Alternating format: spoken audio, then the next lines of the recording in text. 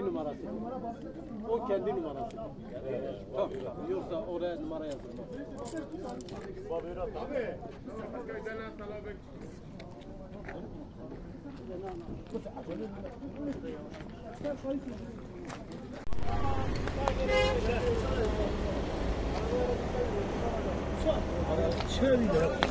Çevir kazanıyor ama.